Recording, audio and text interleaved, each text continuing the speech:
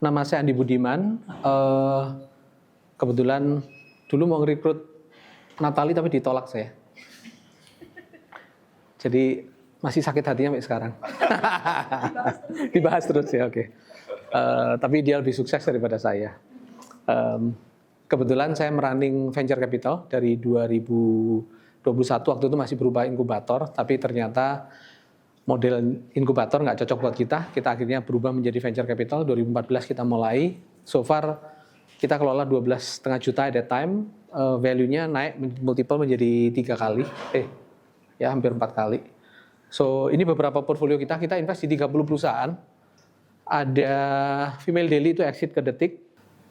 Portfolio kita ada Bineka, ada perusahaan game, Touchstand, Andalin, perusahaan logistik, ada perusahaan advertising. Nah, yang lumayan multiplier paling gede ini kebetulan ada eFishery sama Stockbit. Stockbit kita invest di 2014, kita exit tahun 2021 kemarin. Itu lumayan, multiple-nya 66 kali kita exit. eFishery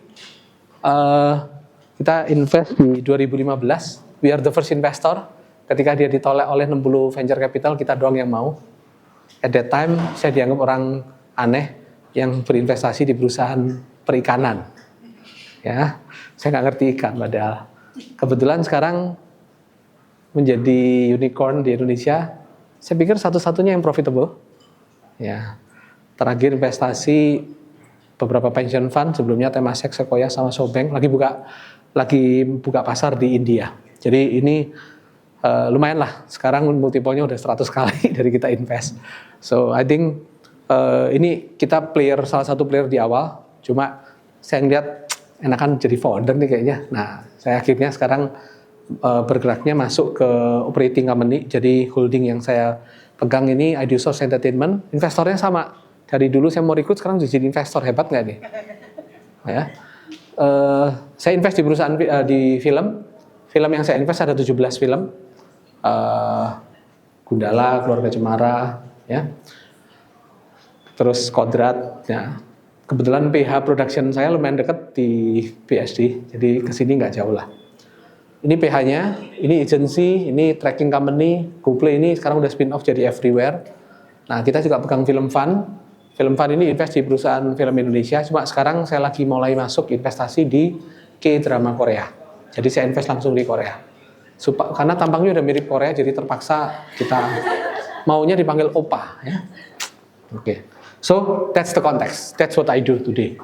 Oke, dari pengalaman saya menjadi seorang investor, saya mendengarkan banyak ide dan pitch setiap minggunya. Caranya saya memilih bagaimana? Saya memilih itu dengan setiap hari Rabu, saya mulai start jam 9 sampai jam 5-6 sore, saya ketemu dengan founder. Setahun saya ketemu 200 sampai 300 orang. Itu dari yang sudah saya pilih, kita ketemu. Dari situ saya memutuskan 5 sampai 7 perusahaan saya invest setiap tahun. Jadi total investment kita 30, dan dari 30 itu gimana memilihnya? Saya melihat apanya? How I value the idea, how I value the model sampai saya believe dan invest. Ya, jadi yang saya bagikan kepada kamu ini sebenarnya adalah beberapa framework untuk memudahkan kamu belajar sebenarnya. Ya, yang pertama adalah pitch idea itu seperti apa sih? Cara kamu nge-structure pitch supaya kalau kamu membuat satu startup, kamu akan bisa menyampaikan dengan orang itu paham dengan cepat. Karena biasanya kebanyakan dari kita, meskipun kamu punya bisnis yang sudah bagus atau apa, ketika ditanya, kamu butuh waktu 15 menit untuk menjelaskan barang kamu itu apa, bisnis kamu itu apa. That's too long. Kamu harus bisa menyampaikan dalam waktu yang sangat singkat. Nah, bagaimana caranya? Itu frameworknya ini kira-kira. Jadi, yang mudah adalah kamu start dengan sebenarnya gini. Saya breakdown satu persatu. Brand itu the easiest untuk kamu milih.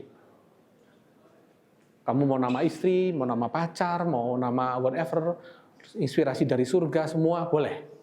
Ya, ada prosesnya untuk mencari nama yang terbaik. Tapi that's the name. Easy to remember, ya.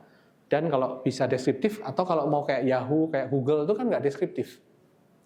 Tapi akhirnya dia membentuk fungsinya dia sendiri sebagai brand, ya. Terus produknya harus simple sama clear. Produknya kamu yang kamu jual itu loh apa? Bisa service, bisa produk, ya. Customer itu harus besar dan bertumbuh. Ya, kamu harus punya dasar untuk mengukur ini. Ya. Berikutnya lagi problem. Problem itu juga sama. Problemnya besar banget. Dan harus dipecahkan sekarang. Kenapa kok sekarang? Kok nggak besok? Ya, misalnya kamu mau bikin restoran di sebelah UMN. Oh, harus buka besok pagi. Kenapa? Why? Karena besok sebelahnya juga buka lagi, besok lagi buka sebelah lagi, ruko di sebelah banyak kok. Jadi kalau kamu buka restoran, itu tidak solve an immediate problem. Kenapa? Besok juga banyak yang buka. Problemnya itu nggak spesifik, nggak unik, ya, unik dan defensible. Jadi kamu punya sesuatu yang orang lain nggak punya. Oke, saya ulangi lagi. Kalau saya lihat dari sini semua,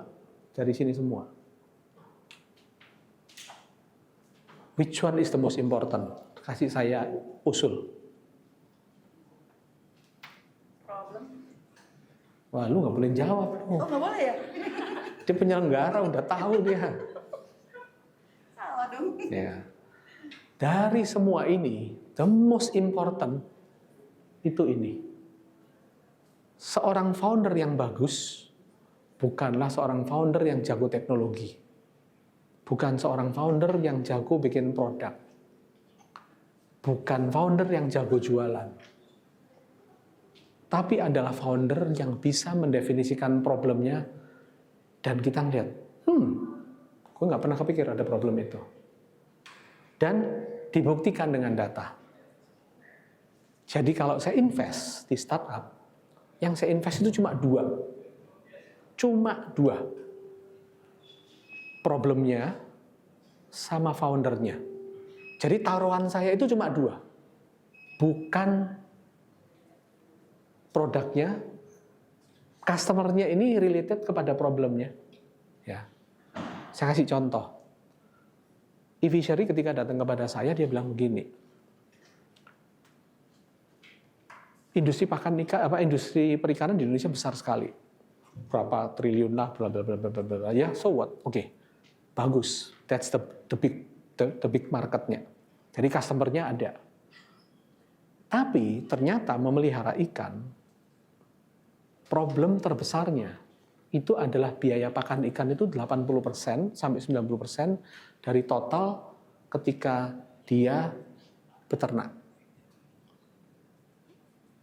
Kalau saya bisa saving 10% aja biaya pakannya, 10% aja,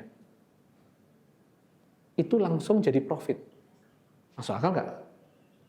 Oh, oke, masuk akal. Kenapa dia tahu? Karena dia bisa lulus kuliah di ITB waktu itu gara-gara dia harus punya tambak. Dan dia pernah melakukan ini, jadi dia tahu, oh problemnya itu. Nah, habis itu dipelajari sama dia. Oh, kenapa kok gitu? Iya, karena overfeeding. Ternyata airnya jadi kotor. Nanti jadi tingkat keasamannya berbeda.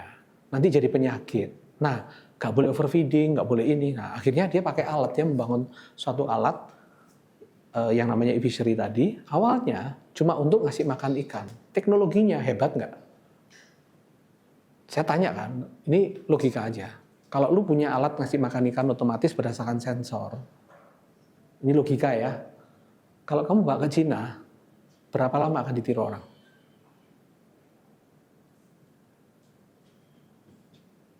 Paling, oh gini, beli galonnya di sebelah aja, chipnya gue ada. Jadi ya udah besok gue assemble, prototype kita bikin seminggu beres. Ya mau order berapa? Ngerti gak? So secara teknologi biasa aja. Hebat nggak? Bisa robot, bisa gerak, bisa dancing, bisa enggak kan? Nggak perlu kok. Nggak pakai AI kok, nggak usah. Nggak pakai VR kok, nggak usah. Tapi solve the problem. Kenapa? Karena lu punya tambak besar, yang pemilik di rumah sama yang di lapangan itu orang yang berbeda.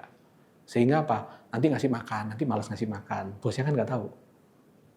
Terus kasih seharusnya 1 hari 2 kali, kasih sekali aja banyak kan. Biar ikannya pilih sendiri. Nanti malam lu makan aja sendiri kan masih ada sisanya. Itu ngotorin air. Nah, ini semua jadi problem. Tapi basically problemnya pakan. Akhirnya dia membuat alat ini ngasih makan otomatis. Nah, problem berikutnya adalah alatnya dijual belasan juta. Petambak tidak ada satupun yang mau beli. Bingung kan foundernya, gue udah bikin bagus-bagus. Gimana? Dia nongkrong aja di tempat petambak ini ditongkrongin gini-gini. Terus, Pak, pakai dong. Akhirnya pakai mereka. Pak, kenapa pakai alat saya? Kesian sama Mas Gibran nongkrong tiap hari di sini. That's the answer. Kesian. Gak scalable. Tapi kesian. Nah, terus dia pakai alatnya ini tiap hari. 1 bulan kemudian, pakan saya kok berkurang biayanya. Oh, kalau gitu pakai alat ini aja. Karena cost saving. Cost saving kan lu kalau nggak sampai pakai, lu nggak bisa buktikan, kan gitu kan. Nah, berhubung di situ profit dia naik dong. Ya toh? Terus perusahaan pakan ikan setelah melihat itu semua, lama-lama bilang gini, oh enak juga ya jualan lewat e-fishery. Lu jualin dong barang gue, punya lewat lu aja distribusinya. Jadi dia make money bukan dari pakai alat, bukan. Cuma pakai bisnisnya apa? Jualan pakan ikan. Apa hebatnya? Gak ada hebat-hebatnya. Tapi selama dia beternak pasti beli dari dia. Lifetime value-nya tuh panjang banget. Dan konsumsinya, setelah ini oke, masa kolam sebelah nggak pakai gitu? Pakai sebelah. Alatnya, jangan dijual, pinjemin aja gratis. Orang lu make money nggak dari alat kok, lu make money dari ini. Terus kemudian perusahaan pakan ikan, karena seneng, mereka jadi ikutan jualan alatnya. Lu kalau beli pakan dari gue, lu pasti pakai alat ini. Kenapa? Karena setia nggak pindah-pindah brand. Loh, enak kan? Nah, petambak, berhubung untungnya tambah gede, apa yang dilakukan? Mau nambah tambak. Bener nggak? Mau nambah tambak. Di mana ya? Oh, gak punya duit gue, utang aja. Ke koperasi kayak, ke BPR kayak. Mau utang. Pembukuannya gimana? Nggak ada. Loh gimana lu buktikan bisnis bagus? Nggak ada yang bisa. Yang punya data ya cuma e-fishery. Ya udah, e-fishery, gimana penjualannya? Ini buktinya. Datanya kan third party validator. Punya datanya. Jadi semua BPR, koperasi, wah gue percaya sama e-fishery aja deh untuk nyalonin utang. Kenapa? Bisnisnya bener. Daripada gue kasih ke petambaknya dibuat kawin lagi, lewat lu aja jadi pakan. Bener nggak?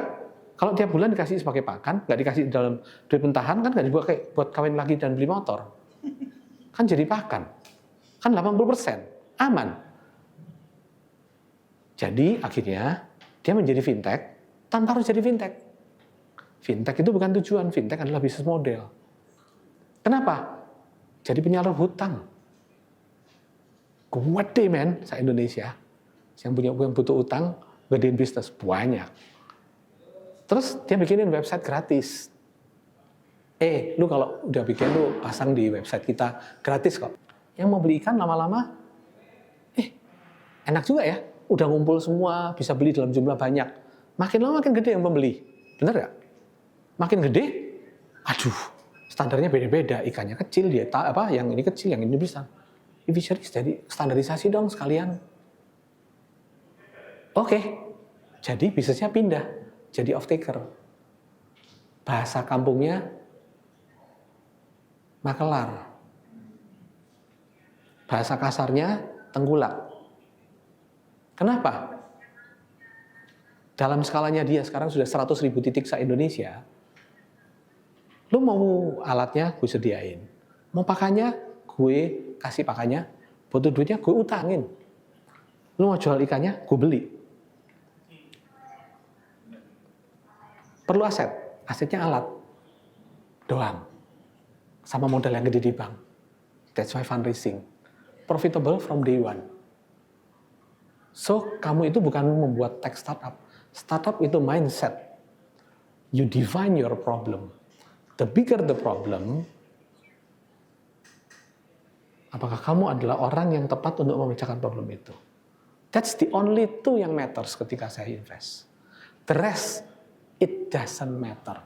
90% dari bisnis model kamu pivot. It doesn't matter. Jadi the rest, all those bullshit itu, it doesn't matter anymore. Jadi the most important itu, how do you define the problem? That's the best founder. Bukan jagoan teknologi. There is nothing to do with technology. Produk sama caranya, lu gonta-ganti macam-macam sakarepmu. Karena problemnya nggak berubah. Customer-nya nggak berubah. Produknya sama caranya, lu bisa 1001 jurus bisa dipakai. Tapi the most important itu problem, habis itu siapa yang beli. Udah, that's it. The rest, aduh produknya diganti, nggak apa-apa. Jadi, 90% startup itu pivot.